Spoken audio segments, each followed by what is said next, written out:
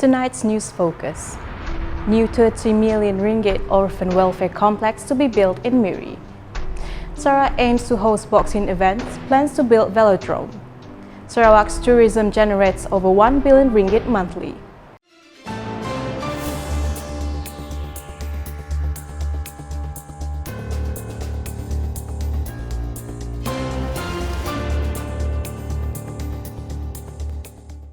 Assalamualaikum and good evening.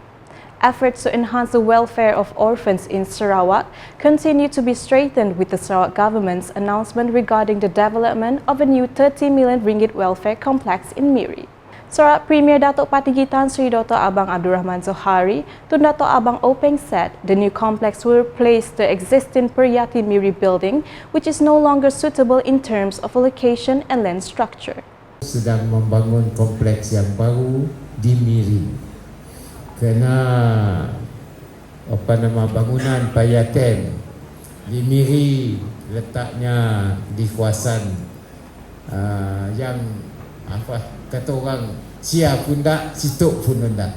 Keadaan tanah pun ada tidak sesuai, jadi kita bangunlah kompleks yang baru tidak jauh daripada airport Miri, dan ia akan menekan belanja yang agak besar, dan kita sudah tentu memberikan bantuan. Kompleksnya secara menyeluruh lebih pada 30 juta. He said this when attending the Peryatim Ramah Tamah Aidilfitri event and official naming ceremony for the Daud Abdul Rahman Welfare Complex KKDAR in Bintulu on Sunday. According to him, the new more conducive location will provide a safer and more comfortable environment for the orphans, enabling them to grow and learn in a better atmosphere. He also expressed his pride in the achievements of former Peryatim residents who have gone on to succeed in various professional fields, including engineering and accounting, and now contribute to the community. At the same event, Datuk Patinggi Abang Zohari also announced a contribution of 25,000 ringgit to the Peryatim Bintulu complex, in addition to the collection of additional contributions from various parties, bringing the total of 100,000 ringgit. Sarawak has expressed its readiness to host boxing events at the 2027 Southeast Asian Games C, in addition to planning to build the first velodrome in Borneo as part of the agenda to strengthen Sarawak's position as a regional sports hub. Minister of Youth, Sports and Entrepreneur Development, Datuk Sri Abdul Karim Rahman Hamzah said, Sarawak is now emerging as a major power in boxing through its excellent achievements at the Malaysia Games Sukma. Kalau nak, memang saya mau tinju diadakan di Sarawak untuk Sukan C, kerana kita dapat melihat peningkatan sukan tinju terutama sekali di Sarawak, dan minat rakyat dan atlet Sarawak terhadap tinju. Dan kalau kita lihat dalam Sukan Sukma yang lepas, pertama kali kita mendapat banyak pingat emas dalam tinju. Tapi the final say, keputusan muktamadnya akan dibuat oleh the governing body, iaitu the national body boxing, yang akan menentukan. Kita akan maklumkan bahawa kalau dapat, tinju diadakan di Sarawak. He said this when met by the media during the Ramah Tamah Aidilfitri 2025, jointly organized by the Sarawak Ministry of Tourism, Creative Industry and Performing Arts MTCP and the Sarawak Ministry of Youth, Sports and Entrepreneur Development MISET at the hotel here on Sunday. According to him, among the locations that could potentially become boxing venues in the future include the Perpaduan Stadium, Petrajaya, and the Indo Stadium in Sri Aman, depending on the decision of the National Boxing Governing Body. Regarding the construction of the velodrome, Datuk Sri Abdul Karim revealed his party's initial plans to build the facility with a capacity of 3,000 to 4,000 spectators in Kuching, thus becoming the first velodrome in the Borneo Island. Tapi yang saya mau lihat velodrome yang akan dibina di Sarawak, dia akan ada multi usage ataupun multi purpose.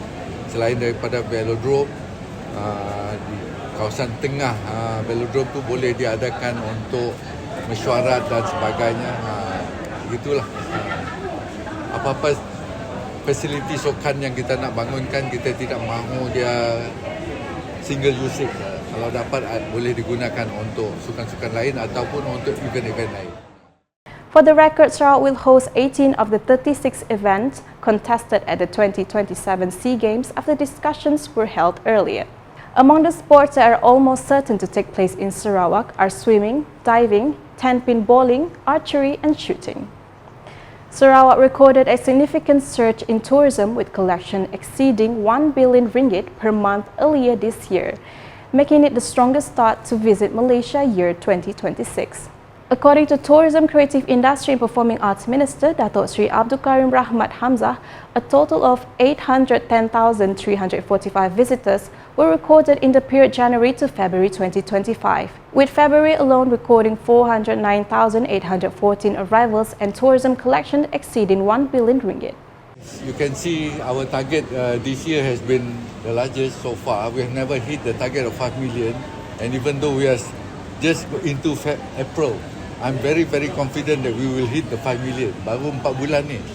Looking at the trend of visitors coming in January, February, March. So Sarawak is well prepared. This is a good sign. And this is why I'm hoping that the private sector will build more hotel, apply for more hotel, because it takes a while for State Planning Authority to approve and all that. I've also spoken with Right Honourable Premier. Kalau ada permohonan untuk membina hotel dan sebagainya, please give more consideration, because our planning is not just for this year, next year.